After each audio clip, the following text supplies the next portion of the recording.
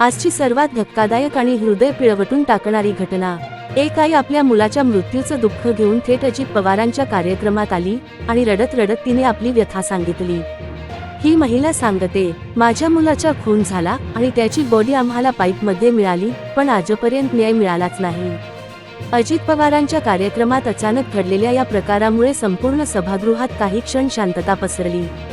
सुरक्षारक्षकांनी तिला थांबवण्याचा प्रयत्न केला, पण ती आई डोळ्यात अश्रू घेऊन अजित पवारांसमोरच उभी राहिली। महिलेचा आरोप असा आहे की मुलाचा मृत्यू हा अपघात नसून पूर्वनियोजित खून आहे।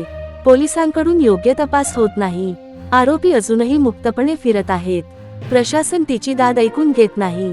अजित पवारांनीही तत्काळ तिचे म्हणणे शांतपणे ऐकले आणि अधिकाऱ्यांशी चर्चा करत तपासाची माहिती घेण्याचे आश्वासन दिल्याचे दिसून आले। या घटनेनंतर लोकांमध्ये संतापाची लाट उसळली आहे।